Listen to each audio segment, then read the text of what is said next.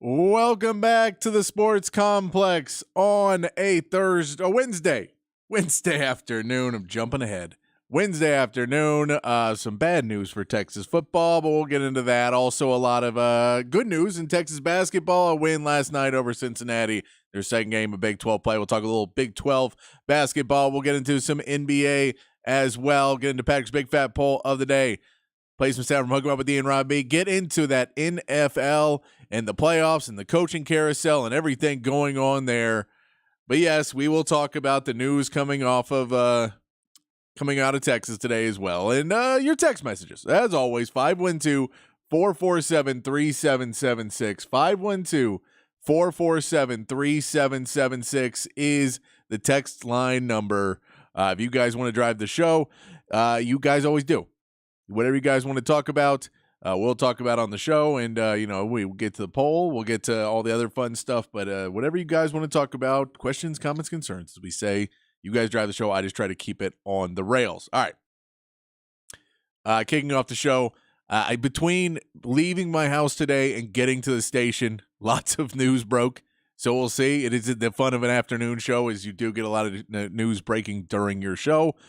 Sometimes it's good. Sometimes it's bad.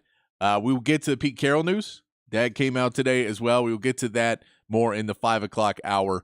But to start off the show, kind of the biggest thing for Texas football fans, the biggest news in Austin right now is that Bo Davis has decided to take the LSU defensive line coach job, leaving Texas. He has been a huge part of Texas' success in the past few seasons. Of course, when you look right now at T'Vondre Sweat and Byron Murphy and having two great interior defensive linemen, to have a defensive line that wins the Outland Trophy and a defensive lineman that wins that, two All-Americans. Just a really good job by Bo Davis. We know he's also famous for the Iowa State speech in the bus. I may have to pull that up for the 5 o'clock hour, pull that one back out. But we know Bo Davis was big in this turnaround, big in the turnaround of the culture, in the turnaround in the attitude in the locker room, and all of that. Bo Davis is all for that. We get the report today that he takes a job. It comes kind of as a shock because we knew a week or so ago that LSU was coming hard after him, that LSU really wanted to get Bo Davis to return there. Of course, Bo Davis is an alumnus, was a star over at BYU, a standout athlete at BYU, or sorry, not BYU, LSU. And so we know that since he had ties there, that he still has family over in that area, that he may want to go back. But then reports were that he was going to stay at Texas. Apparently, the talks restarted either yesterday or today. The money got upped for Bo Davis, and then what we're reading is the main reason why he has decided to take the job was that his son is right now in a junior college. He is going to be trying to transfer up into a better school, and Bo Davis really wanted to coach his son, which is, I get, a respectable thing for a man to do. So he is apparently that the rumor is that LSU is going to have him transfer in, and he'll be a part of that LSU team. Something that Texas was trying to work on. I don't know if it's just because of, the academic standards or if it's because of, the schedule of the schools, but for whatever reason, it was believed that he was not going to be able to get into the University of Texas until at minimum May of next year, or May of this year, sorry. So he would have missed a semester, and I believe at LSU he may be able to get right in, and Bo Davis may be able to get him over there sooner. But they're working on that, and apparently that's one of the main factors of why he decided to go. Plus the money got upped. So it's a big loss for Texas, a big gain for LSU. We'll see if this hampers any recruiting. If this hampers, Alfred Collins said he was coming back. We know that Barron Sorrell said he's coming back. Some of these guys who are coming back that are defensive linemen, if those guys are still okay, if Bo Davis has talked to them, we'll see that in the upcoming hours and days. If there's any change in any of those guys' opinions, we'll see.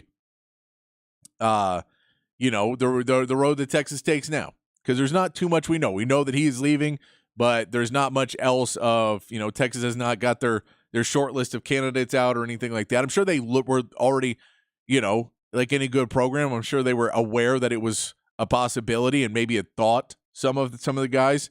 I can give you a couple names. I don't know how much either one of them are a reality, but they're two names that I've seen floated around the Texas program before. And so I don't know, and look, one of them is more of a legacy hire, and it's Frank Ogum. He's currently the defensive line coach at Toledo. He was in the NFL for a few seasons. He was with Baylor before that.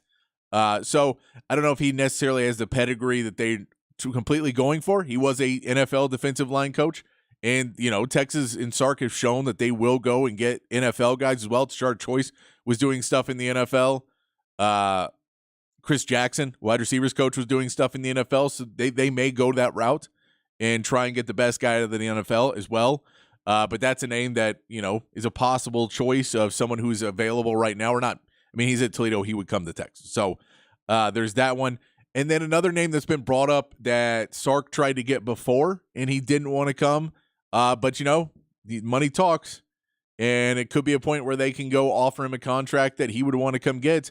But Freddie Roach at Alabama is another name that if you go into the SEC, if LSU is going to take your SEC guy, you try and take somebody else's SEC guy. He has, the ties to Alabama and Sark. Jeff Banks as well, those ties. If you're able to bring in another guy of that caliber who has produced a lot of good NFL talent at Alabama, that's a guy, Freddie Roach. I think you're going to see at least they're going to be trying to talk to him. At least they're going to be opening up the phone book and going, hey, any interest? If we get you, I believe he's making, just at glance of the stuff that I can see, is he's making about $750,000 a year right now. Texas would probably be able to bump that up to $1 million if he were to come to Texas. Is that enough? Would he want more? Would he want something else? Does he want more control? You also have to know that, you get a defensive line coach. You're trying to get the best guy. You just got a linebackers coach in Johnny Nansen, who you gave the co-defensive coordinator title to. And so that when that title kind of gets taken out, where a defensive line coach is not normally going to be your co-defensive line coach, but another guy that, maybe that feels that the defensive coordinator position or co-DC or whatever else to get the pay raise and get that bump, if that's out, that may make it more difficult. But, money talks at the end of the day. And we know that, and as much as it sucks that Bo Davis left, it does not appear that it was completely a monetary thing that LSU just came in and bid more. It appears that he really wanted to coach his son, and also to have his son, go back to where there's more family in LSU, and that you wish the best for Bo Davis for what he's done for this team. It's unfortunate for Texas, and it's a shock that no one wanted to see going into going your Wednesday afternoon. It's not a great Wednesday afternoon way to finish out your week on a hump day to get the Bo Davis news, but it is what it is. And Bo Davis is moving on to LSU. We did get some good news for Texas yesterday that the basketball team, we can get over our shock and awe that they lost their first game of the season to Texas Tech. Texas Tech, who did win again last night against Oklahoma State, which is it's not a great Oklahoma State team, or at least we don't believe it's going to be. It's the Big 12, man. And the Big 12 this year, keep your eye on it, keep it going. It is going to be a very good conference. It's one of the best conferences, if not the best conference in basketball right now. So seeing, the loss at Texas Tech, as much as bad, and losing at home, you never want to do.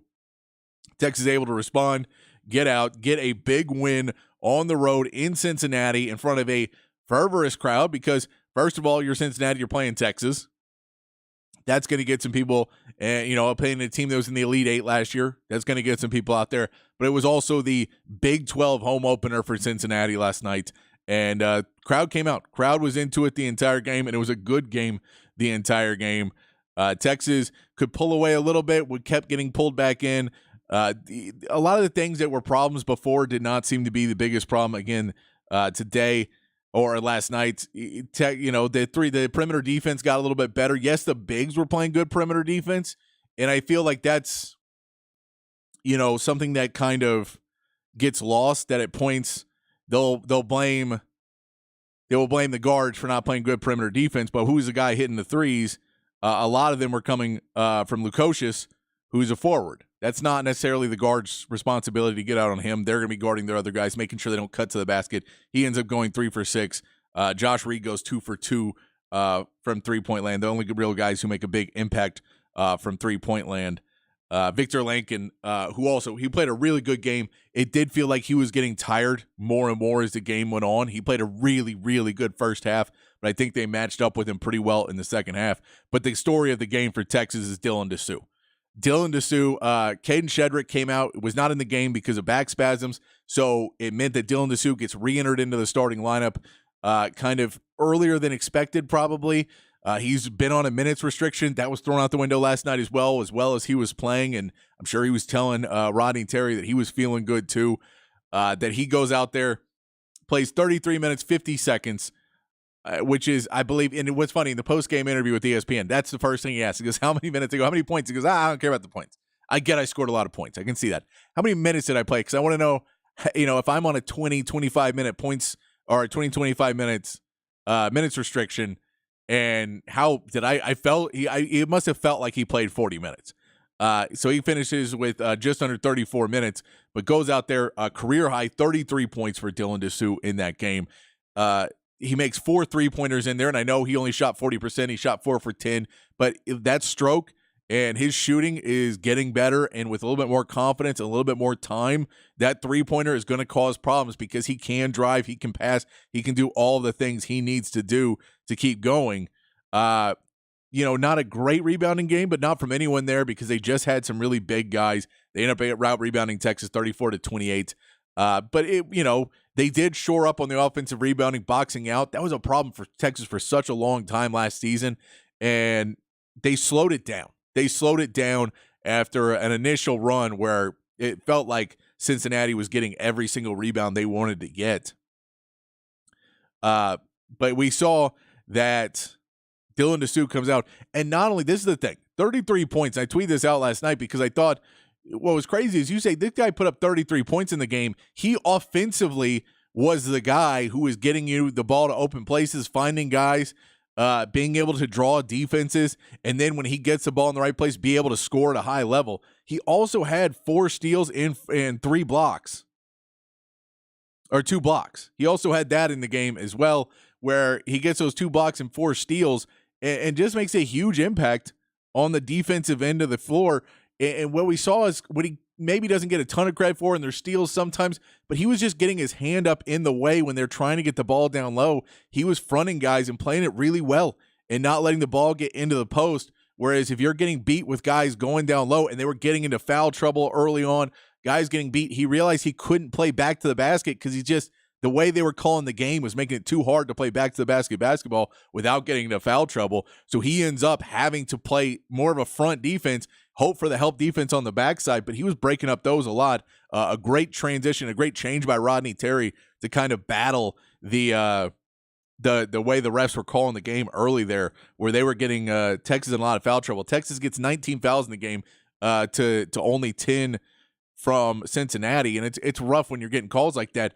But the key to it is they were getting better fouls than you want to get. I was going to say good fouls, but fouls where you're not necessarily sending guys to free throw lines in the double bonus. You were not sending guys to the free throw line over and over again. They only get 15 free throws, Cincinnati does. And if you watch that game, that number stood out to me because it felt like they were constantly getting fouled, and you just assumed they'd keep getting to the line. They didn't. Another point I want to stick out, Max Abmas, 5 assists in the game.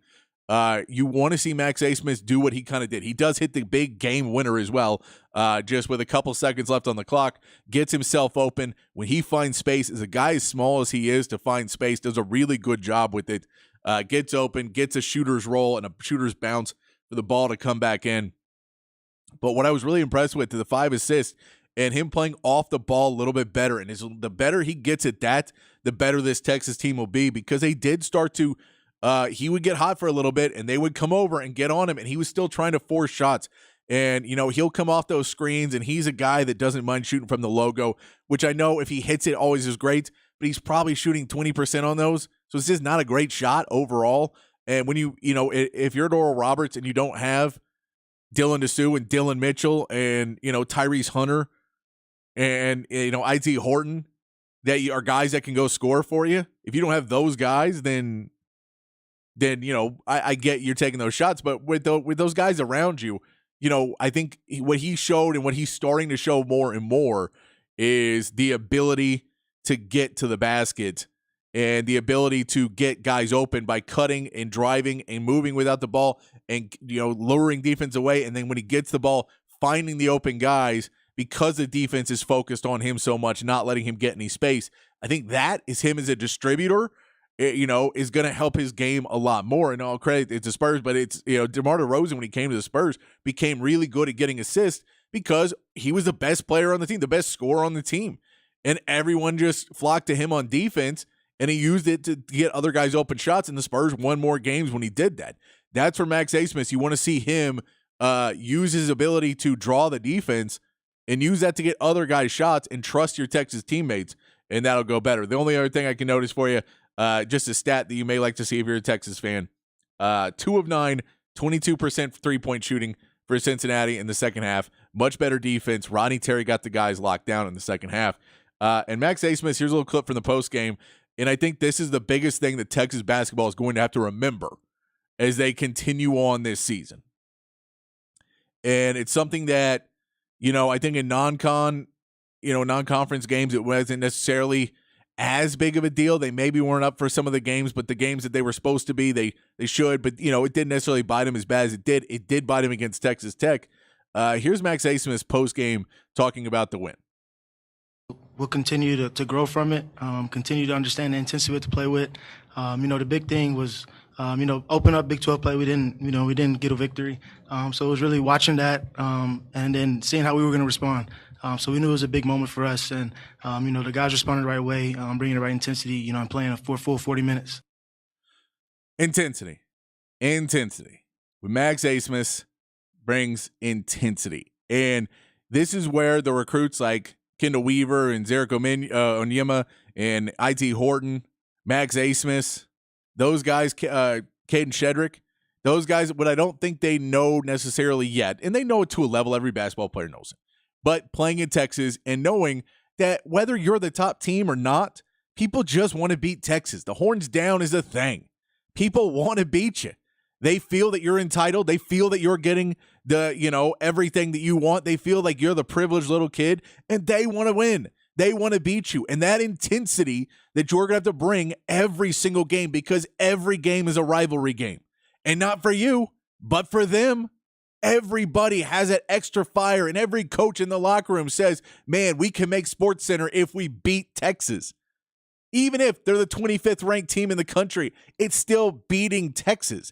And they know that, and they know what comes with burnt orange. They know what comes with the horns up and the horns down. People know, and they're bringing their best shots against you. Cincinnati knew they were opening their home opener in the Big 12. This is playing big boy basketball in the Big 12 for Cincinnati. They know that, and they're coming out, and they're going to go make a statement against Texas. But Texas was able to, after getting their butt chewed out for losing to Texas Tech and not showing that intensity, to come out and bring some more of that intensity. They scored really well to start the game, but the defense and the power and the fighting underneath and the stuff that's never going to make it onto a box score and never going to, it's forgotten about the next day, but the bruises aren't. Those plays in basketball, the plays where people think everybody's soft when you're trying to get a 7-footer with his elbows in your spine and he's trying to push around and you can't, and if you fall forward, he's going to get it and they're going to call you for flopping. But you got to do that play after play. And sometimes when you're, 6'5" and you got a 6'8" guy and he's a big boy and that's how he plays forward and he's coming up after you, those types of plays, those like that over and over again, that's what you have to do. They had to block out.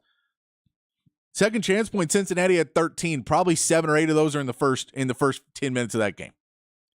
The intensity you have to bring, that you realize everyone's going to come out there and go after you. Who was the one who kept saving Cincinnati last night? Jizzle James. And I know it's a hilarious name, Jizzle James. Hilarious name. But every time he came on the court, he brought Cincinnati's intensity back up.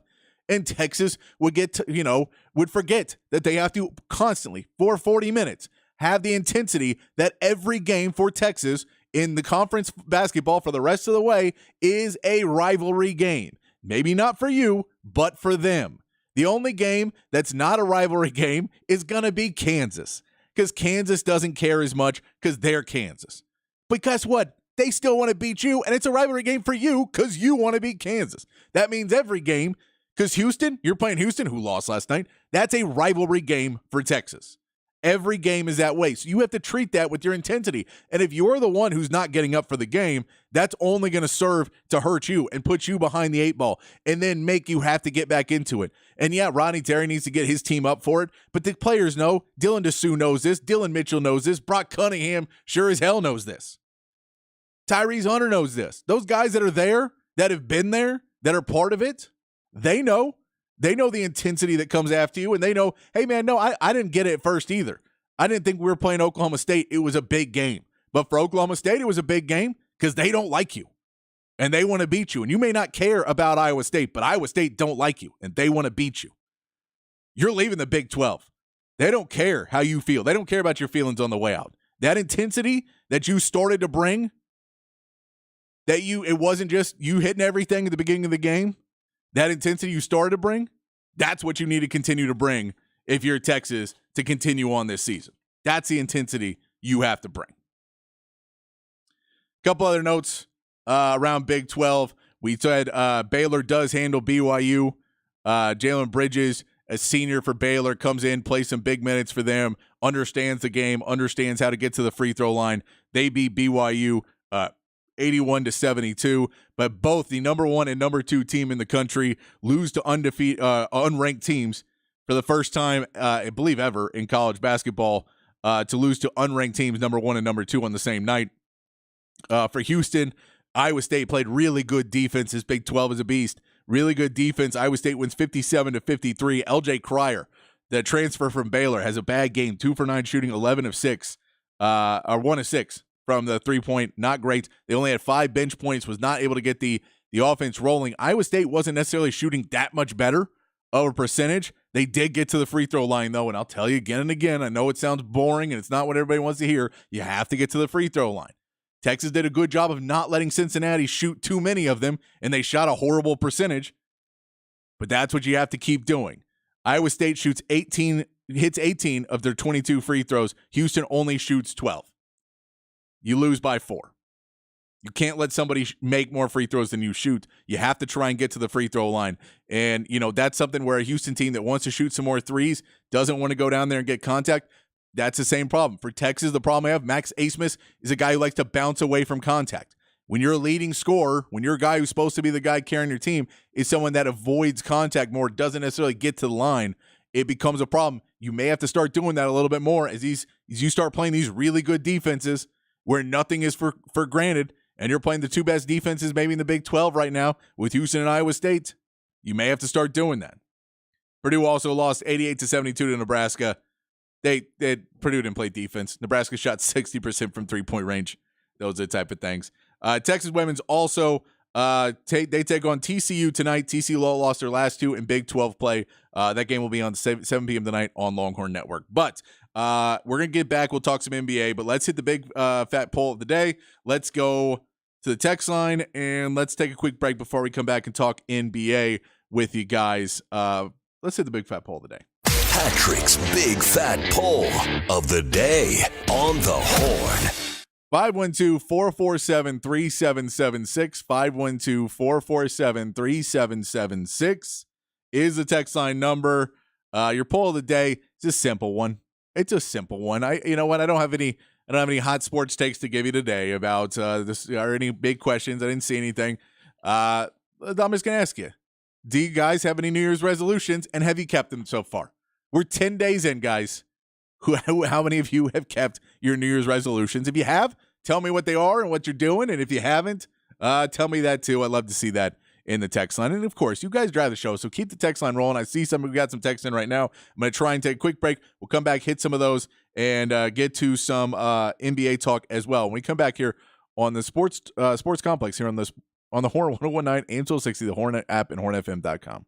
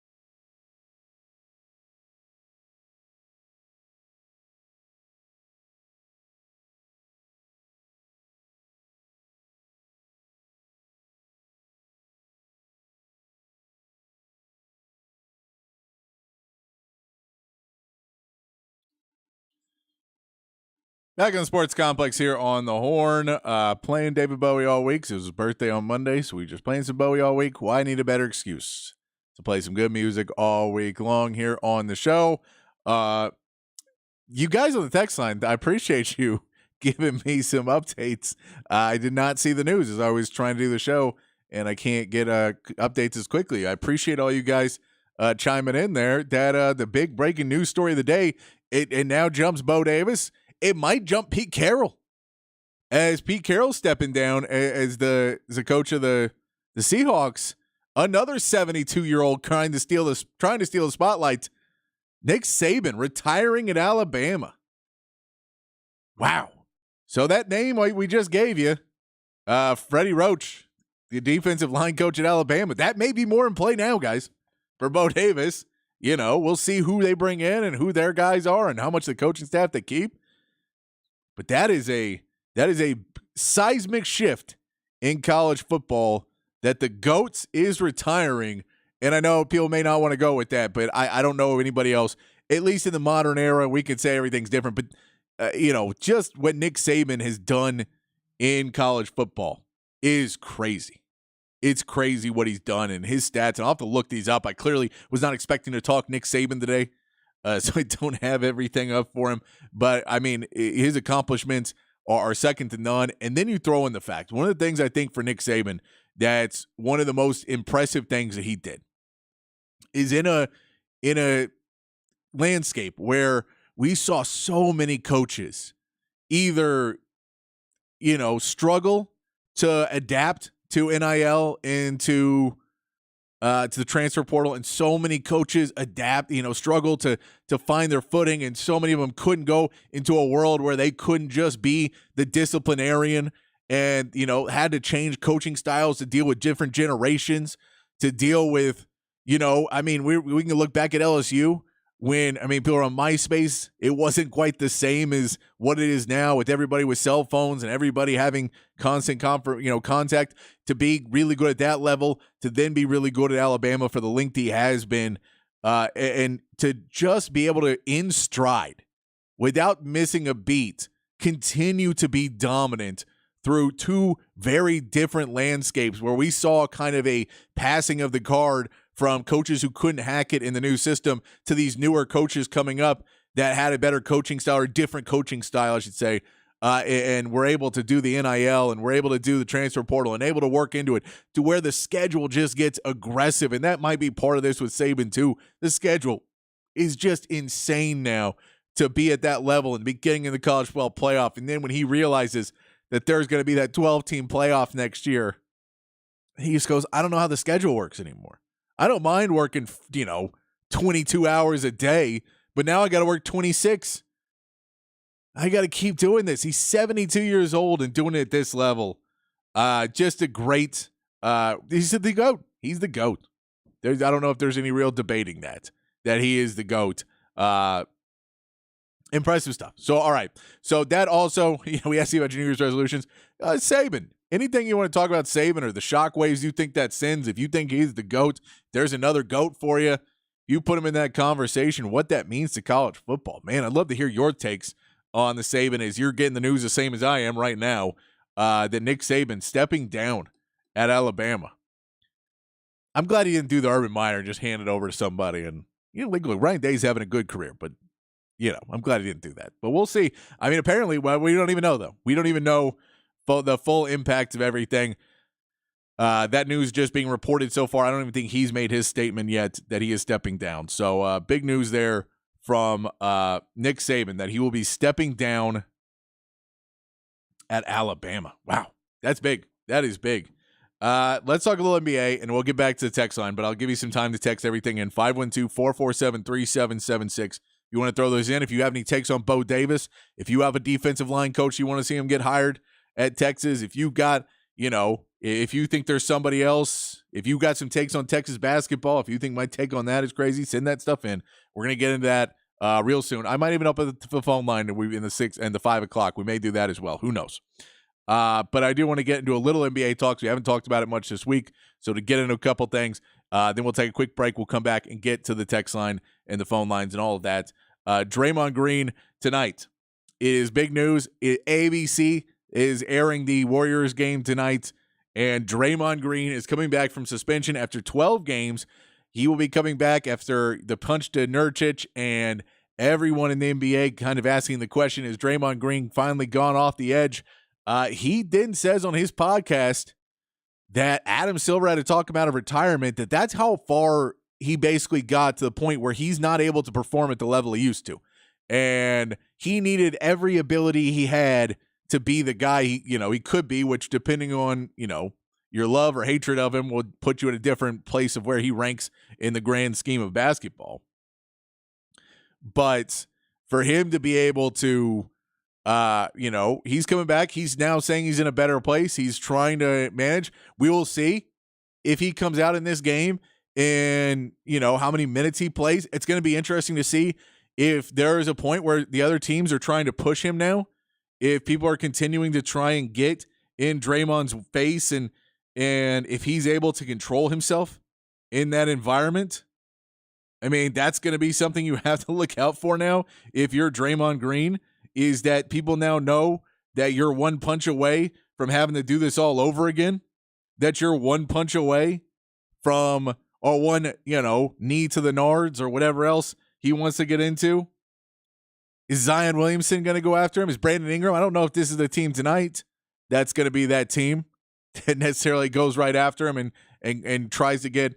I mean, he's going to be playing another center that could go after. But look, it's just interesting to see. The contemplating retirement thing is the craziest part of seeing a guy who, for his entire career, has basically said, "I'm the man," even when stats and evidence proves otherwise, that he was never been a top 3 player on any championship team. And even though he claims it's his thing, I don't even know if he's been top 4 in a lot of those.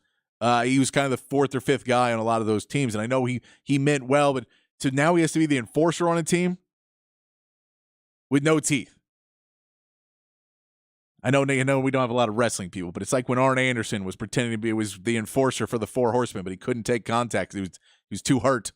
Come on, guys.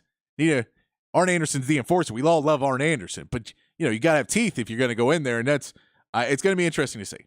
And it's going to be on ABC. It's primetime television tonight. Is Draymond Green making his return against Zion? And Zion tends to disappear in these games as well. Does he go have a big game against a big guy in Zion? It's going to be a lot of fun to watch. If you did not see the news that John Moran is now out for the season as well, that's going to cost him a lot of money because he had the suspension and now is out for the season with a torn labrum. Apparently, no one really saw this coming, but he was kind of having some pain and he went to go get it checked out. He's out for the season. That now puts Memphis down for the count. Also on the news docket today, we got into Kawhi Leonard has signed a contract extension with the Clippers. There are ongoing talks with Paul George as well. The Clippers opening up their own building, moving out of to Crypto.com or whatever it's called now there in LA. They'll be moving on out of that, starting their own building with Steve Ballmer, who's the richest NBA owner, I believe. So he should have his own building. But Kawhi signs a 3-year, $152 million contract extension, which is somewhat interesting because it's about $8 million less a year than what the max is projected to be. So somewhat surprising there that he took a little less money, but I guess that's because he knows he's probably got some other provisions in that contract that we will see. But Kawhi's staying in the Clippers. Another piece of note. This is why we've let it pile up, guys. I've let the NBA pile up. Erik Spoelstra gets a huge deal. 8 years, $120 million. I think this was Pat Riley's response to everyone who was saying that Spoelstra needed to be gone or you should get somebody else to be a coach. Pat Riley has never really been that guy. He has been a believer in Spo this whole time. The note of why this happened now and maybe not during the offseason was that the Miami Heat were allegedly waiting till Spoelstra's divorce was completely finalized before they hit him with this new contract. So it is his divorce present. Spoelstra gets a 8-year, $120 million contract extension, the biggest contract extension in coaching history. Monty Williams really reset the market to be able to have that, to set that record that Monty Williams gets paid all this money and he's just has the worst team in the NBA right now, which, by the way, the Spurs are playing tonight. If you want to watch another fun game tonight, 8 combined wins between the Spurs and Pistons when they start the game tonight, 6 o'clock. It's the worst combined percentage in NBA history between two teams that have played at least 20 games. That is a crazy record to have. Cade Cunningham out for that game as well for the Pistons. It should be an interesting game there. If you missed some games last night, the Mavericks dropped one to the Grizzlies with Ja Morant out. They bonded around Jaren Jackson Jr. out too. They bonded around Desmond Bane. They basically just drove the hoop the entire time against the Mavericks team with Lively out that had no interior protection and no interior defense. And we're just able to drive to the paint. Doncic also banged up in that game, looked to be in massive amounts of pain the entire game, which meant he didn't play much defense. You kind of olay him and just run right past him. But he puts up 36 minutes. He shoots 9 for 21, does get 31.6 rebounds and 6 assists. But that guy needs to take a couple days off. Also, big news, the Lakers get calls. They get a lot of foul calls.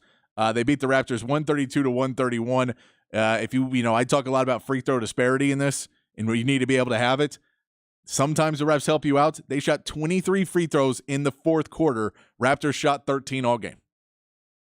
It's not good when they've hit more than double what you've taken. You're going to lose that, and the Lakers still only won by 1. It is going to be something that's going to be looked at as that season goes on. One more note. Before we take a break, we'll come back and get to the text line, get to the phone lines. The Rockets and the Bulls play tonight as well. Dillon Brooks is out. Tari Eason is out. Zach LaVine's a game-time decision. Rockets have not been the same without Dillon Brooks. I hate to say that sentence because it gives more credit to Dillon Brooks. But, yes, they have been not the same team, so we'll see. They are actually a 3.5-point dog to Chicago tonight. Another game to check out. All right, we're going to take a break. We'll come back. We'll get more into Nick Saban, more into Bo Davis, all of your text messages, and apparently a text message from somebody who believes I don't eat something. I'm a big guy. I bet I'd eat everything. We'll get into that when we come back here in the Sports Complex in the Horn 1019 AM 1260, the Horn app, and hornfm.com.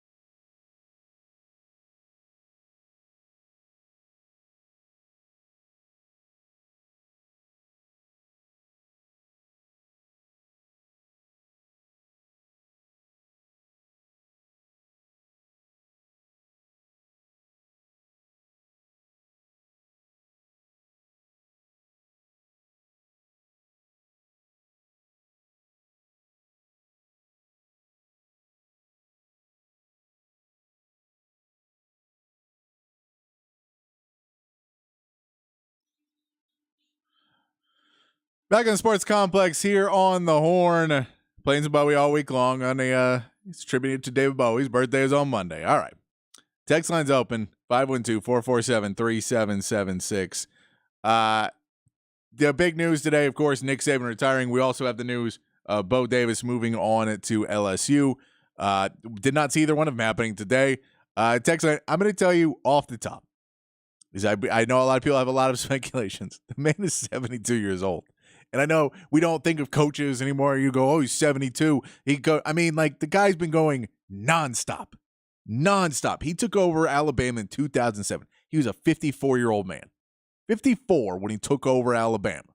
54, working all year, all day. That's fine. But you get, sorry, not 54, 56. My math is bad.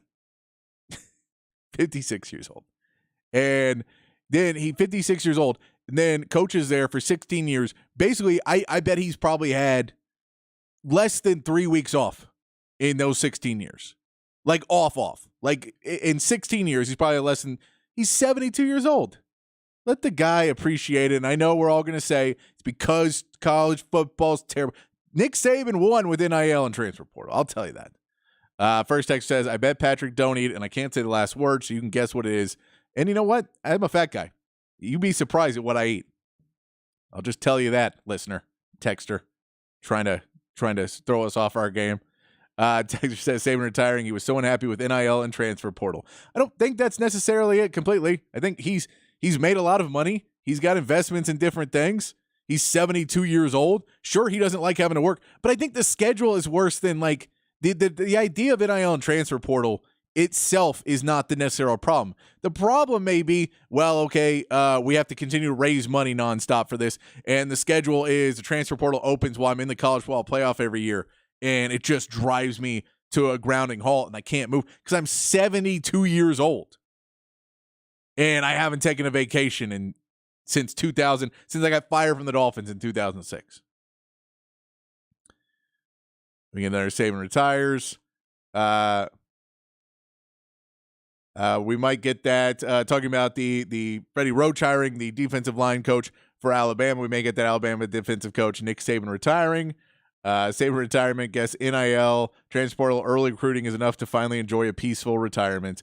And those are all parts of it. 72 years old. I think people now act like the old level of coaching wasn't also hard. It was hard too. A lot of guys just don't want to do it, and he's been going nonstop. I mean, he's not had a break in coaching. From going to be a coach at his first head coaching job is Toledo in 1990. He's in the Browns from 91 to 94. He's at Michigan State 95 to 99, LSU 2000 to 2004, 2005 to 2006, Miami 2007 to 2023, Alabama. That's a nonstop schedule as a head coach since 1990. That's a lot. That's just a lot, man.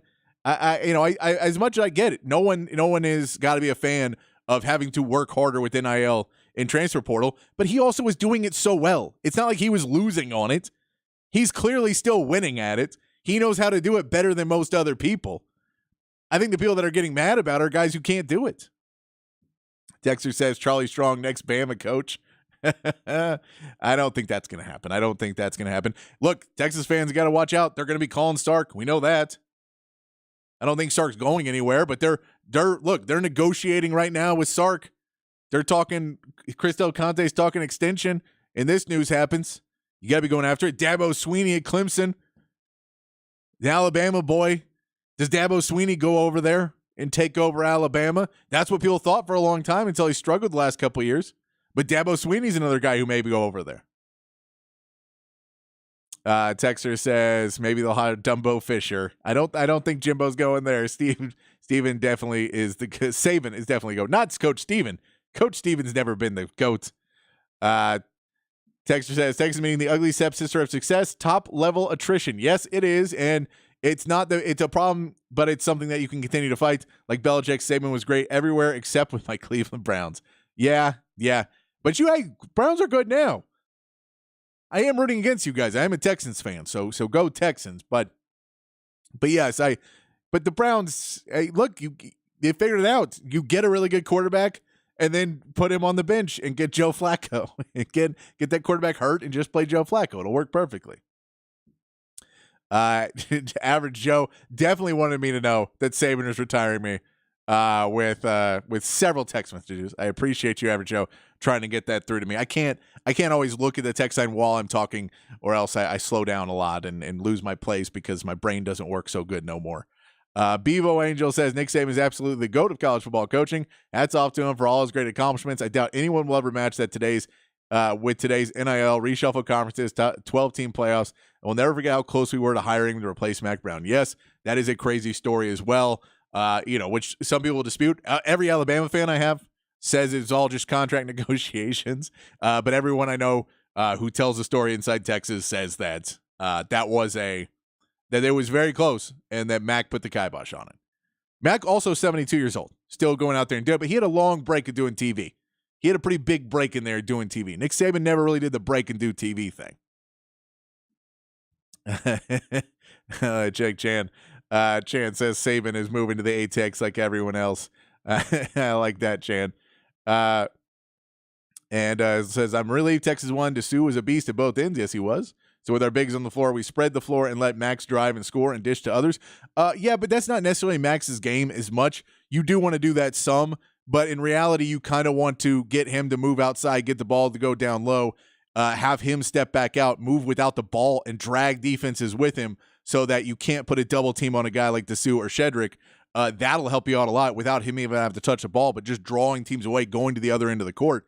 But on some of those as well, you can have the big pass the ball off to him, kick the ball back out. Everyone basically collapses because now you got a double on a big and you got a good scorer with the ball. He can kick the ball back out and you get an open three. Those are just a couple of things, but a lot of different plays you can have. They don't all need to be him going to the floor. The 6-foot guy, it becomes when he gets into the world of trees, even if you are spreading it out and people just play zone more on you too, if you try and do that.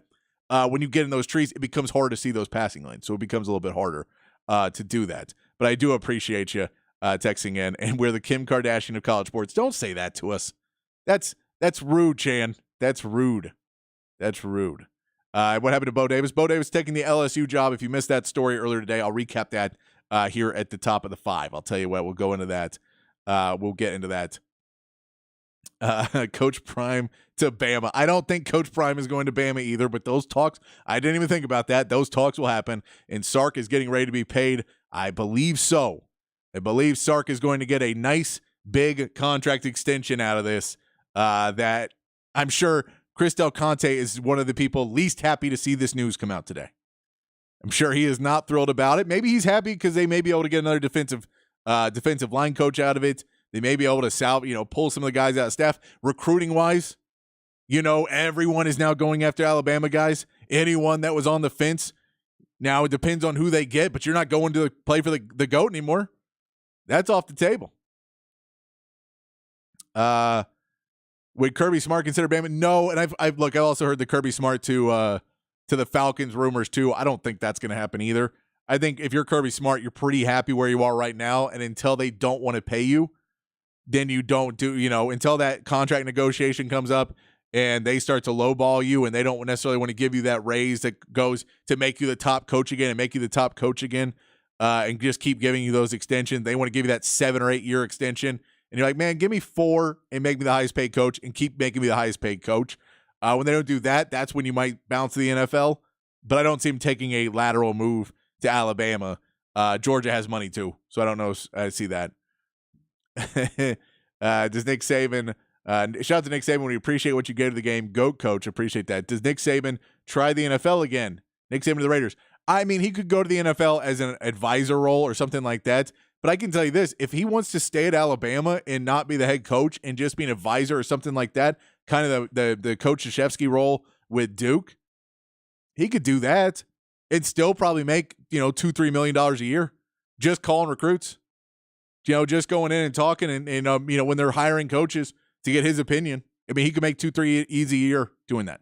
So, I mean, that may be a place where he gets to spend a little bit more time at home, spend some more time with the grandkids or do whatever else he wants to do now. But yeah, I do not necessarily see. And if you're an NFL team, don't bring in a 72-year-old head coach that has not done well at the NFL level twice. That seems like it's set up for failure. Like, I don't want to be ageist, but 72 is very hard to start something completely new as an NFL head coach. It just seems difficult in today's stage. But we're going to take a quick break. We're going to get back to the text line. We'll get to some NFL talk as well. We'll reset with Bo Davis. And the big news today, man, two 72-year-old coaches, Nick Saban and Pete Carroll, both stepping down today on their own volition, but both stepping down. We'll get there, reset everything when we come back here on the Sports Complex in the Horn 1019, AM 1260, the Horn app, and hornfm.com.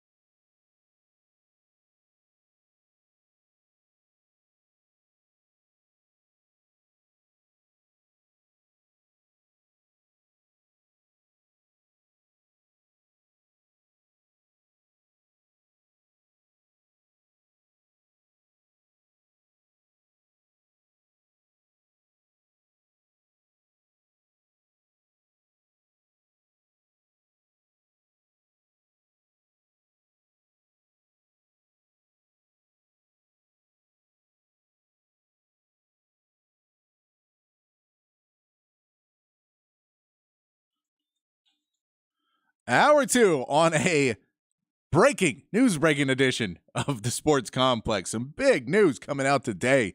A little bit on my drive to work, and then during that first segment, you guys on the text line holding it up, bringing it, making sure to let me know that we have some breaking news coming out with Nick Saban's retirement. Man, we'll get more into that. We'll get into the stepping down of Pete Carroll as well, another Hall of Fame coach. We'll get into that as well. We'll talk some more about Bo Davis, the defensive coordinator for Texas, taking another job. We'll get into that. We'll get into the coaching carousel in the NFL. We'll get into some maybe a little playoff predictions. And Micah Parsons maybe just got some more locker room material, some more material to get him pissed off before the game. So they're going to have to hold him a little bit more. Hold him back. We'll get into all that. Of course, more of your text messages. 512-447-3776. 512-447-3776 is the text line number for you guys to join the show. Back on the text line, how do you fill a coaching position when every candidate is going to be a downgrade? Look, it happens. That's what happens when people step down. We look Michigan. Everyone's assuming that Jim Harbaugh is going to be leaving Michigan as well. You could have two teams in the playoffs that are both going to be losing head coaches in Alabama and Michigan. We figure Kalen DeBoer is going to stay, but man, maybe Kalen DeBoer gets one of these jobs. Do the job he's doing at Washington. Maybe he goes somewhere else where he can get bigger players instead of doing the rebuild in Washington. Who knows? Kalen DeBoer may want to take a chance. Someone gave that buyout from Washington. But two of the teams, and look, Texas is going to have to, they're in contract negotiations with Sark. All talks were that they're talking to Sark to give him a contract extension after getting to the college football playoffs. And that Saban retirement news, I mean, that ups the price because now there's other bidders. And we know that even if Alabama wouldn't have gone for him or if Alabama has somebody else in mind, Dabo Swinney is definitely a name that's going to come up as an Alabama guy that you think that he may be somebody who has national championship experience, who's a proven good recruiter, I think they're going to have a conversation with him about NIL and transfer portal and be like, bro, you need to get on board with this stuff because that's how Nick Saban won. He understood. But I'm sure Nick Saban could have a conversation with him. I don't think Nick Saban's leaving Alabama necessarily. I think he's stepping down from the team, but he'll probably still be involved somewhat in there. 16 years he has been at Alabama, took the job there in 2017. 2007, sorry. Misspoke there. 2007. Back on the text line, Average Joe. Sorry about that. Don't need to be sorry. I appreciate you guys on the text line letting me know that was there. Texter says, let's be real. Texas basketball won last night because Cincinnati couldn't shoot free throws. That's a bad take. I don't know. Look, I get it. You can be mad about it if you don't want to be. The reason they won is because Dylan DeSue went off. That's the reason they won. If you want to go into they missed a lot of free throws, they missed 7. They missed 7 free throws. They went 8 for 15 from free throws. They missed 7. 3 of those were Victor Locken. He's a 7-footer. Jameel Reynolds missed 2 more. So that's 5 of your 7 that were missed by guys that are over 6 foot, that are like 6'11". Aziz Bandago, who's also 6'11", missed another. So 6 of your 7 misses on the free throw line were for guys 6'11" and over. If you're going to put a bunch of guys who are really tall and you want to play a physical style of basketball and you want to get under the post and you want to bump guys around and you're going to get fouls, that's going to be part of it. You're going to miss free throws. Those guys traditionally don't shoot free throws well. So that is part of Cincinnati. They're not a great free throw shooting team because the guys are big. They use a lot of big guys. Big guys don't shoot free throws. Dylan DeSue won the game. If you want to be a hater just to be a hater, be a hater. But go on the text line and say, I don't like Texas basketball. I'm not rooting against them this year to prove my point that they're no good. I hope they lose every game. Say that. But if you're going to say they lost because of free throws, then look at the numbers. They lost because 6 of the 7 missed free throws were from big guys. That's the reason they had the edge. If you want to make better free throws, you put in guys that are shooters instead of brutes and big guys in the middle, which is what they did, which is how they rebound, which is how they play. But it's not to say that that's the reason. That's the only reason. That's okay. Then 50% of basketball games are decided because guys miss free throws. And that's it. And why even play the games? Let's do a free throw shooting contest and we all walk away. I know it's an overreaction, but I just don't like that the negativity of a pop out that you just had to put in there because he sent it to the morning show too, and I see that. Look, I know there's a lot of people that are out for this Texas basketball team. A lot of people that don't like Rodney Terry for God knows what reason. The man took him to an Elite Eight last year. The man won the Big 12 last year, gets zero respect from a lot of people. I don't know why. So I defend him because I think he's a good guy. He's always been a good guy to me. I've seen what he's done coaching. I've seen what he means to these kids, and I've seen what he does coaching. I saw the changes he made. I saw the changes he made that he saw all of his players get into foul trouble in the first half. And it's not just him. The whole coaching staff does this. But they start to front up more on the defensive end, and they stop getting into so much foul trouble. No one fouls out of that game for Texas when they had multiple guys getting into foul trouble early in that game. Those coaching changes. Those are coaching changes. So I look, if you just want to hate on Texas, just hate on Texas. That's fine. But I'm not gonna come in here and just let you. They miss 7-footers miss free throws. That's the problem. If you're gonna try and put out a 6'11" and a 7-footer on your starting lineup, you're gonna miss some free throws. Just are. Saban and the defensive line coach confirmed. Yes. Bo Davis, if you're beating the defensive line coach, that is confirmed. And Saban is not confirmed, I believe. That Bo Davis also resetting. Bo Davis is headed to LSU. He's taking the job. For what people are saying, the money is a little bit better than Texas was paying him. They probably could have matched. Reports were that talks have broken down between LSU and Bo Davis. But at some point this week, the talks restarted, and the money got up some. And there's also talk that his son, Bo, spelled B-E-A-U, Bo Davis, is right now at a junior college and trying to transfer up to a bigger school. He really wants to coach his son. And apparently LSU was going to be able to take an easier route to give him that. Brian Kelly was making it a point to do that. Bo Davis can go back home, be with more family, and coach his son, which is, I understand that if that's the melting point of, yeah, you're going to give me another $250,000 and I get to coach my son, which is what I want to do, and I'm helping my son get into a better school than where he's at right now and help him make connections at an LSU where his father was a good player. And even if he doesn't become a great player, I know what the school can do for him. And yes, Texas could have done that. I don't know if he was getting into Texas right away. That was some of the stuff. None of it's clear enough of why he wasn't going to get into Texas right away. So I don't want to speculate anything and put any ill will on and put any bad words on the kid. But they were saying at earliest it would have been May, and apparently it seems to be sooner for what LSU can do to bring in his son, and that's what Bo Davis wanted. I get that. So Bo Davis is moving on. Of course, a great coach for Texas. What he meant to Texas and bringing in the turnaround with Byron Murphy, the turnaround with T'Vondre Sweat, to have those guys playing at such a high level. You wonder now with Alfred Collins, some of these recruits, what the decision will be there for those guys. But, as you know, this is all news coming out. And, of course, a big news breaking then is Saban retires. You mentioned that one of the names that Texas has looked at before they got Bo Davis at defensive line coach was Freddie Roach from Alabama. But now with Saban retiring, that may be an option again now. And you're talking about another really good coach. So that is someone to talk about. Another texter says, potentially controversial opinions. Sark's stats at Texas is better. It's a better job than Alabama when you consider the financial resources, NIL boosters. No, I agree 100%. I think that's a dual-edged sword, though. That's a dual-edged sword when you talk about the better job is that, and it depends on where you're at. So if you're Nick Saban, Alabama's great because you have the guys and they will do what Nick Saban says. So he doesn't necessarily have to fight with the boosters a lot.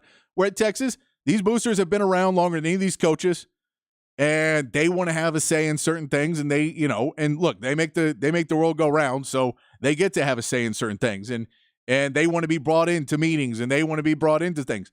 They're paying a lot of money to get these players. They're paying a lot of money to get the resources and the buildings and everything else. I can't fault them for it, for wanting what they get. So if we look at it that way, Texas, there is a dual edge of, okay, as much as I'm going to have to, as much as I don't have to beg, steal, and borrow to get all the money I need to put all this together, the resources may be more abundant. There's plenty of resources in Alabama too. And if you're Nick Saban, man, you can go ahead and get whatever you want. Is it true that Bo Davis is leaving for LSU? How bad is this? If true, yes, it is true. LSU has already put it out on their social media that he is coming. It's not good. It depends on who you hire, though. If you're able to bring in someone else, we know Sark has gone in and, they bring in Brennan Marion at wide receiver, the wide receivers coach. It doesn't quite work out. he moves on. You're talking about Xavier Worthy, and then and there was a lot of worry about that wide receiver room, and they bring in Chris Jackson, and we see what happened to that wide receiver room grow even more this season. So they went to the NFL and got a guy. There's a lot of options that they'll look at, and Sark has been really good at hiring coaches so far. So it's a big blow today, but who knows where we'll end up in a week or two if we get there. Coach Red Boyo, I don't know who we're talking about there. I don't know if that was a text to speech would be perfect for Bama. I don't know that. And my man Joe from Brody Lane says, breaking Bruce Castleberry to interview for the Alabama head coaching job. Yes, and I'm not going to say he's a part. Bruce Castleberry, a guitar player. He's called into the show before, Joe. He's called into the show before. I don't think he's going to be interviewing for that head coach position. Something tells me. I've already texted with him today. I don't think I think he doesn't believe it yet. I'm not sure if he believes it yet. Texas won because Dylan D balled out. I agree, WPI parts guy. I agree with you. Dylan DeSue played a great game on both ends of the court. That's why Texas won. I'm just the other excuse. Come on. You're looking for reasons. You're looking for reasons to say that Texas, well, they don't deserve anything. Oh, come on. No, don't be the mopey guy. It's Wednesday. We gotta be positive on a Wednesday. Keep it us through the week. It's hump day. Not a lot else is going right for everybody. Bo Davis is walking away. You got to be positive when you get a win. Be positive. Bo Davis leaving is such underrated news. This is a huge loss for us. I agree. It is a big loss, and it's going to depend on what Texas can do to replace him. That's the reality of it is what can Texas do to replace him? If you get a Freddie Roach from Alabama, it is a huge loss, but you are replacing him with somebody that has NFL, that has put many people into the NFL. If Texas does not get Freddie Roach, and if Dabo Swinney from Clemson takes the Alabama job, which it's a name that's been speculated around Alabama. Of course, this news broke during the show. I've not researched who they've talked to. I don't know if they've talked to anybody, but Dabo is somebody that's name comes up a lot. With Alabama talks that he may be the successor to Nick Saban. If you put him in there, well, Clemson, they've produced tons of defensive line talent as well. So there's some other guys that may become available now at the defensive line position.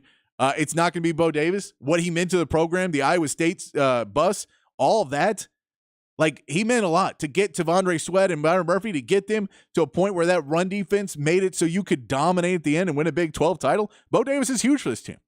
But you have to have that next man up mentality. You have to have that, okay, we got to go take the next thing. You have to have that kind of thought process. They won because the ref forgot what traveling is. Haha. Blind Longhorn fan. Look, I know that there was 2 plays in there where it was close to a travel. Don't decide a game on that. Because those big guys also shuffle their feet tons throughout the game. It is what it is. Neither one of those should have been travels. If you're talking about the play I think you're talking about, neither one of those should have been travels. They were close plays. Dylan DeSue was definitely tired at the end of that game. That's for sure. Can we talk more about Akeem working Robinson? Absolutely not. Texter. No, we cannot. RT1 with Beards players. Look, if you want to hate Rodney Terry, go ahead. Rodney Terry recruited every single one of those players. Every one of those players stayed with Rodney Terry. Arterio Morris, Rowan Brumbaugh were the only 2 guys who walked away after this season. I get you don't like Rodney Terry, and you can hate Rodney Terry all you want. Don't be a Texas fan and then hate whoever they hire because he's not your guy. I'll say I like Chris Beard. I hated his offense.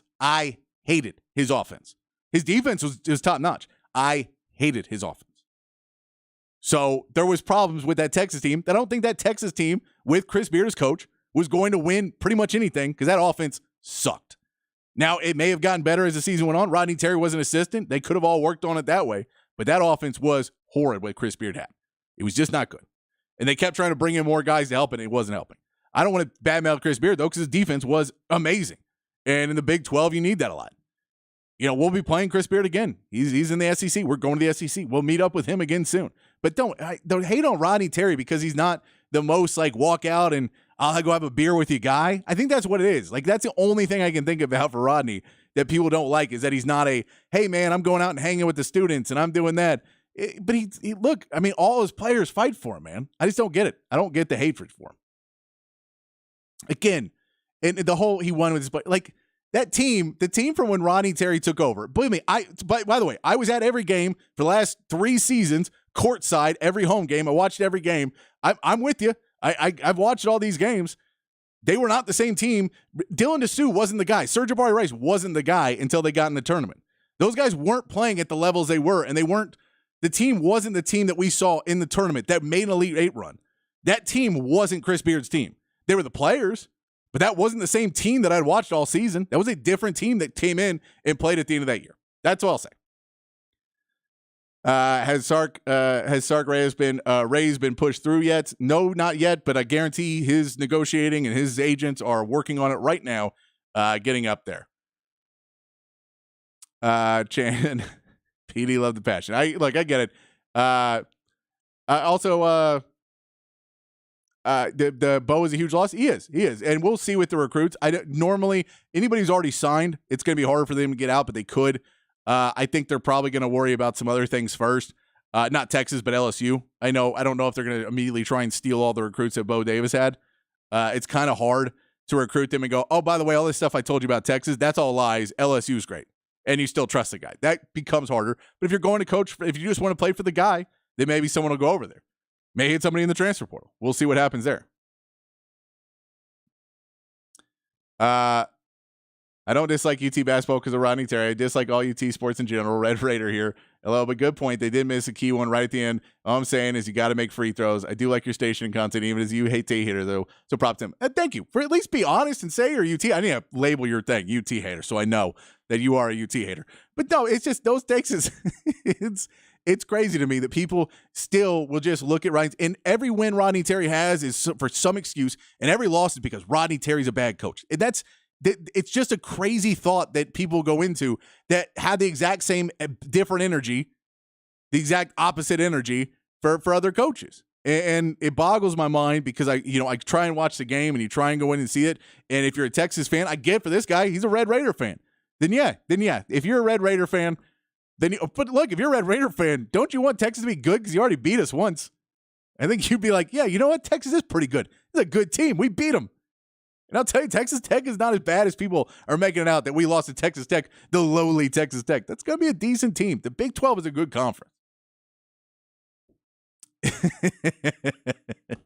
And Texter says the bus ranch will go down forever in Texas history. And they put chili on their spaghetti in Cincinnati. Yes. Yeah.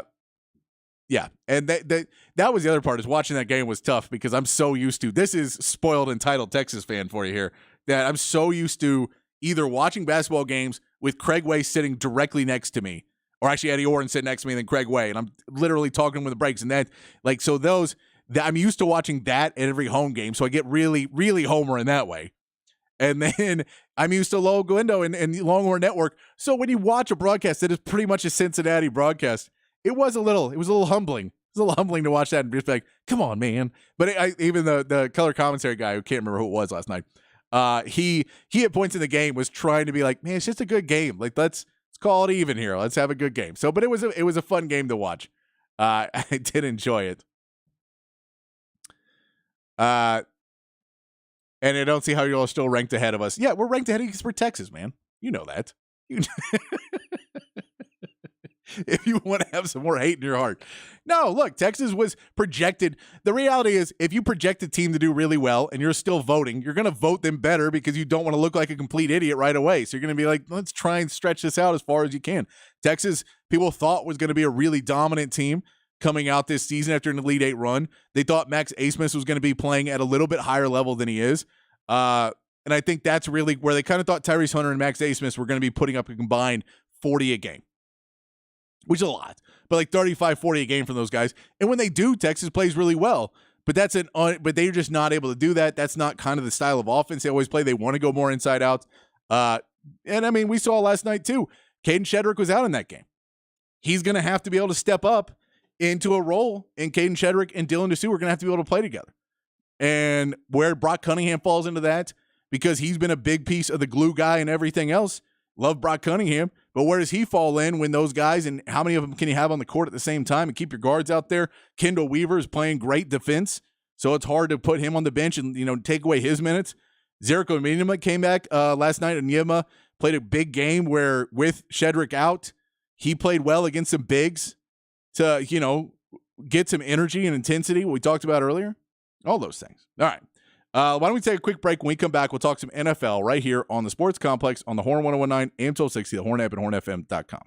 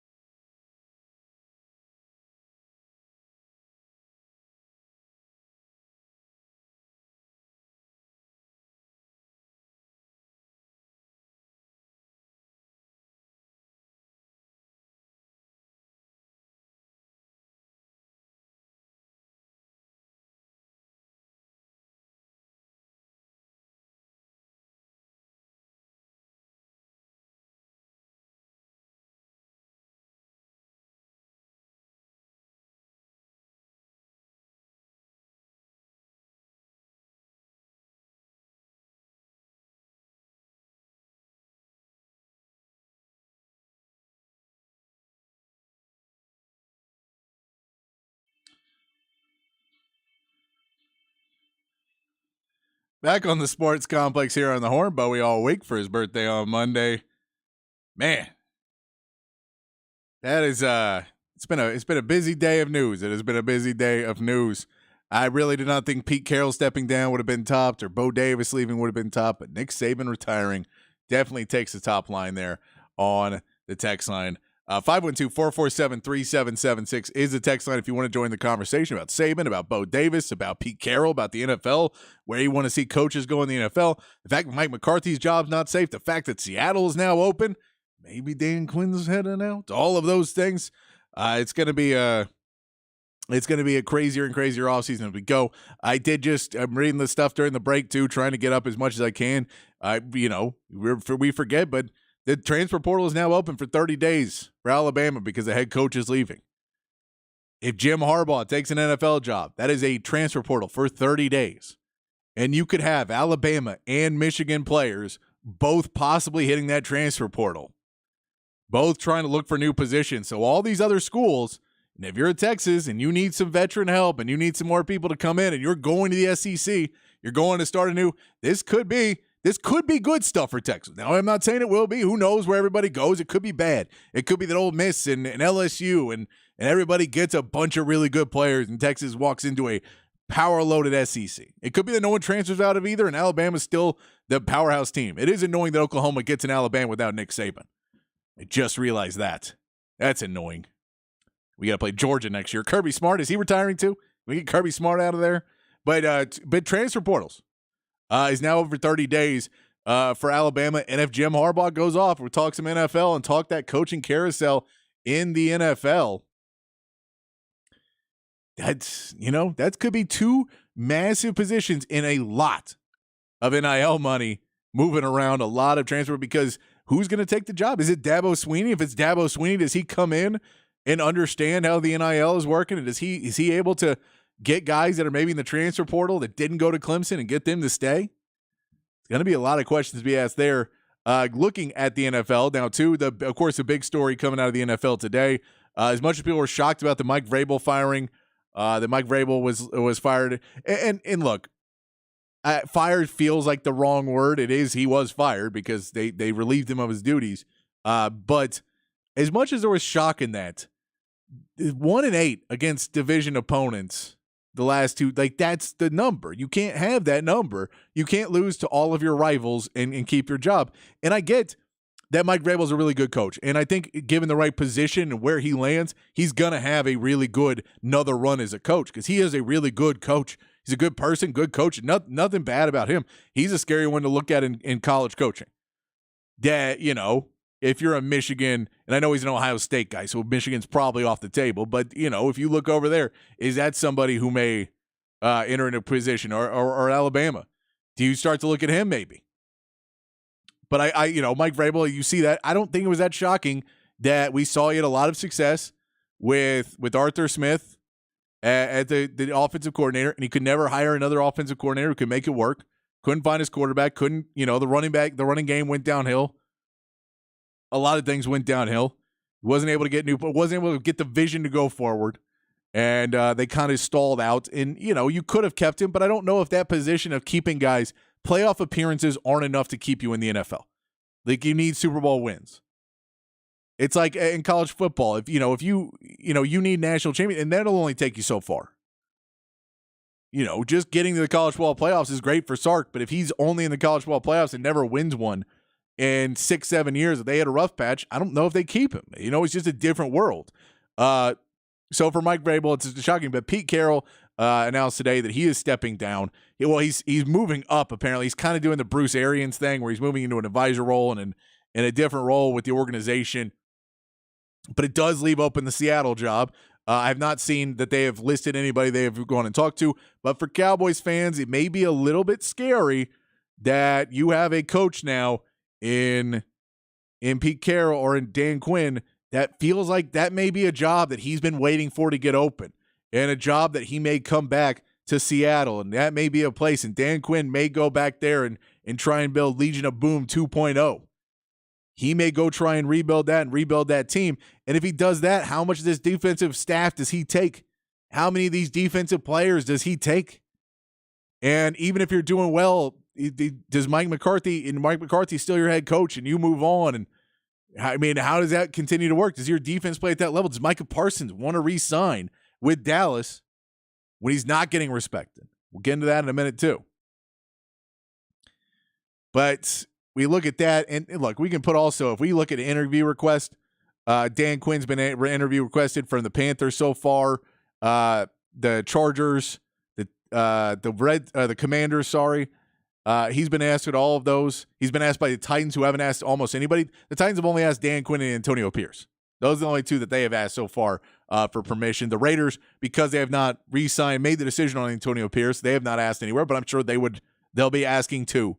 And we figure Seattle will. So you have to look out there. It is interesting. The Panthers and their head coaching search, they have asked a lot of guys. They've asked Brian Callahan from the Bengals, Dave Canales from the Buccaneers, Ben Johnson from the Lions, Mike McDonald from the Ravens, Todd Monken from the Ravens, Raheem Morris, another guy who's getting a lot of looks this year, the defensive coordinator for the Rams and what they've kind of rebuilt there. Dan Quinn everywhere. Frank Smith from the Dolphins, the offensive coordinator. A lot of players really like him as well. And Bobby Sloag from the Texans even getting a look there because the Panthers know that they may not be the most sought-after place to be anymore. That coaches may not want to go into a place that's in a full rebuild with possibly the quarterback without their top pick, and they got to figure out a way to make Bryce Young work because you have to make it work. You don't really have the wide receivers. You don't have the O-line. You don't have anything. You have maybe a quarterback, and you got to do all this without your number one draft pick this year. Plus, you know that there's a real short leash on because they keep firing coaches. There's a lot going on in that one. We also saw today that Wink Martindale, finally, the defensive coordinator for the Giants, which they're having a down season. They still wanted to keep him. Apparently, Brian Daboll came in and fired some guys on the staff. He got pissed off about it, said he was resigning. They came and said, let's let cooler heads prevail. And a couple of days later, they accept the resignation. He is moving on. They've got to find somebody. We know that the Bears came through and let go of basically most of their offensive staff. The Bears today let go of Luke Getsy, their offensive coordinator, the quarterback's coach, Andrew Janocko, the receivers coach, Tyke Tolbert, the running backs coach, Omar Young, the assistant tight ends coach, your assistant tight end coach. It's the biggest time your name has been out there. I'll say your name, Tim Zetz. You made it out there. They're letting go of a lot of guys on this offense. And I think the Bears right now, because they're keeping Eberflus, they're keeping him. They're keeping the IKEA end table of a coach. And look, the defense has stepped up, and they're saying they want to hire him a defensive coordinator too. They want to take more off his plate and make him a defensive, basically play caller, make him that guy on the defense, and then bring in some help on the offensive end. The question is, where do they go with this? Do they go down to the college ranks and look at what Monken has done?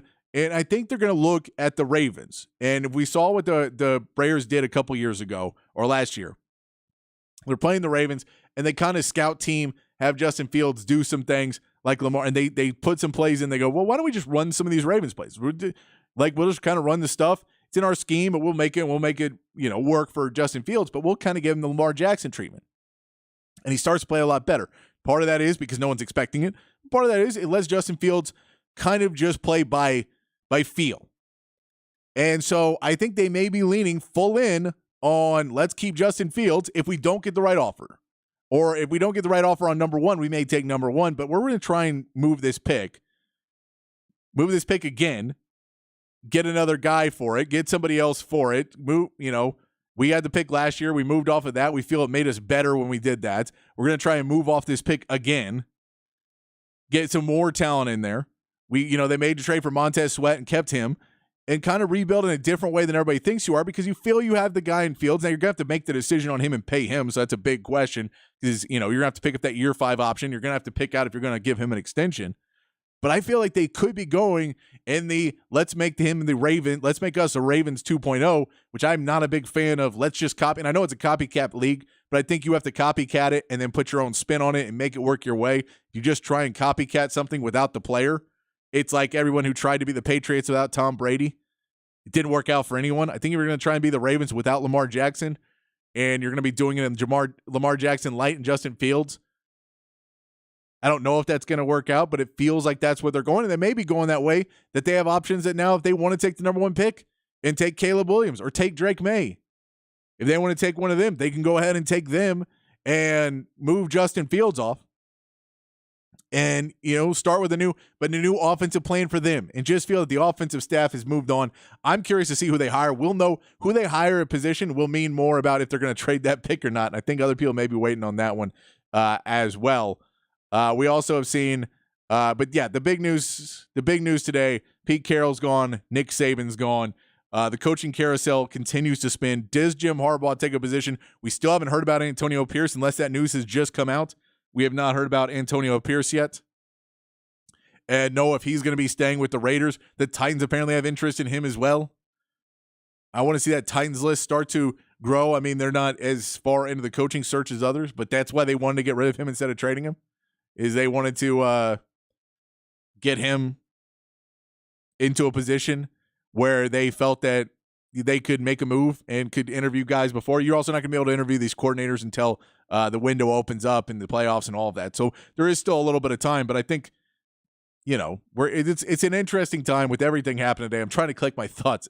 A lot has gone down today. I do want to mention one more thing, that the NFL Players Association put out their list of the all-pro guys for the NFL Players Association. So what the players assume or have ranked the top guys for position.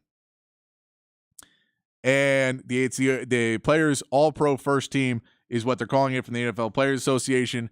I can run you down these names. Quarterback's Lamar Jackson. Running back is Christian McCaffrey. Fullback is Kyle Juszczyk. Not surprising, no one uses the fullback. Wide receiver, CeeDee Lamb makes the list. Tyreek Hill makes that list. Tight end is Travis Kelce. Left tackle, Trent Williams. Not a surprise there.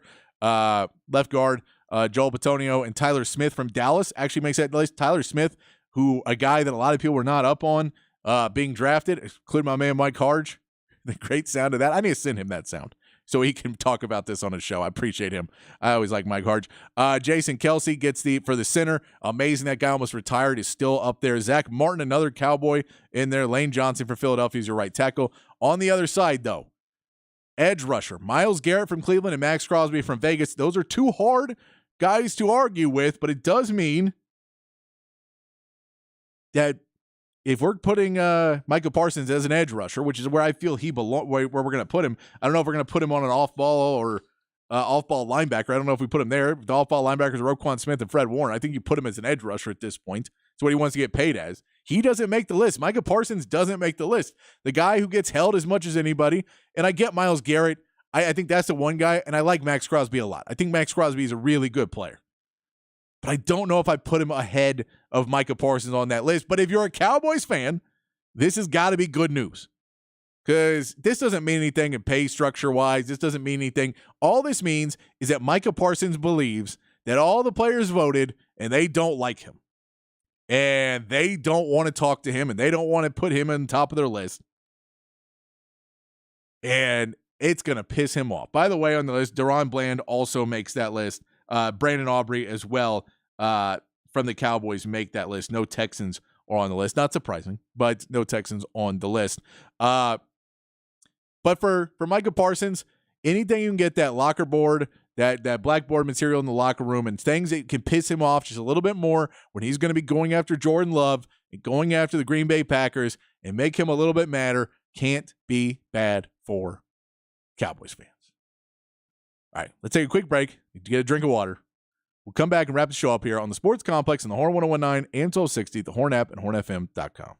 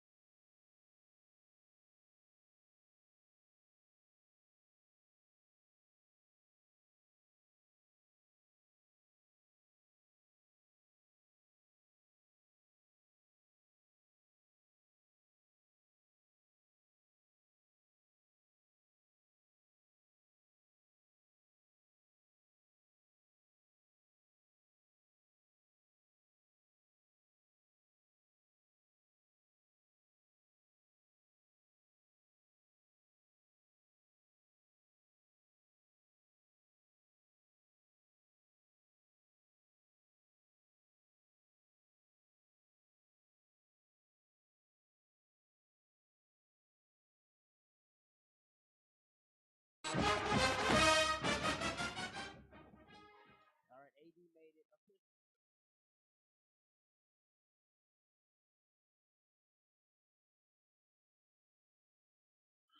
right.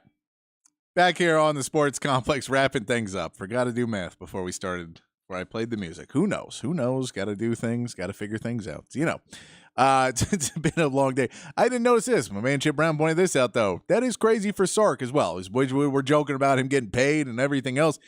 He readily credits Pete Carroll and Nick Saban for being two of his biggest mentors on the path to becoming a head coach. Both of them in the same day, stepping down. That is whose retirement party does Sark go to? If you got to pick between those two retirement parties, who do you go to? Do you go to Pete Carroll, where you're like, that was kind of where I got my start and we win? But then, I mean, the coaching car wash with Saban, I gotta go through that one. And you know, he kind of revived my career when I couldn't get a job. Nick Saban was one of the guys who helped me get started and get going again. And then if you go on the other side of Pete Carroll was the one who got me in the beginning and got me to where I needed to be. That's got to be crazy. It's I'm sure his phone is not stopped all day.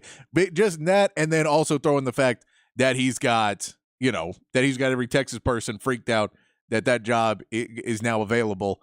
I don't think he's going anywhere, but who knows? It is a crazy, crazy world. We've seen that. With everything out there. Text line still open. We got a couple minutes left. 512-447-3776. Dexter says 9 new players aren't going to just going to gel amidst great competition in early January. Hook 'em. I agree. It takes time, and it takes time, as I said earlier. I believe it that, for guys coming to Texas to not understand just how much that every game everyone hates you. Like, for Max Asmus, he's at Oral Roberts. I don't know how many of those teams came in, and they want to beat you, and sure, in every game's a competition, but people were there actively, people are calling them, and people are just like, you have to beat Texas. They're the devil. And that's, that kind of thought that other teams have. That's a thing. You have to deal with the Texas. And, you can use that as a strength as you learn to let it fortify your team, but it's going to take time. Arborhorn 81 says, heck, if I was Sark, the first D-line coach I would call is a D-line coach at Michigan. Also, yes, SRV recorded with David Bowie on China Girl and Let's Dance. Yes, he did. Always a good piece of trivia there. And Bo was great for the culture. Now let's get someone that will develop a better pass rush as UT's program ascends. Position and coordinator attrition will happen. Look at Alabama and Georgia. Deal with it. Just like with Jeff Choate, the linebackers coach going to Nevada. Hire another good one. UT's pay alone will attract top candidates. You got to get the right one. For the Nevada position, Mike Elston is the name of the Michigan defensive coordinator. He is, I don't know how available he would be. He is also the recruiting coordinator for Michigan as well. But another name you're going to look at, and if Jim Harbaugh leaves, that's a name that you definitely think about because he'd be available. But also, Jim Harbaugh is not retiring. Jim Harbaugh will be going to the NFL and may take somebody with him. He may be taking some guys with him as well. Textrell says, no Nick Bosa. No, Nick Bosa was down on the list. Only 2 edge rushers. Myles Garrett kind of has to be on that list.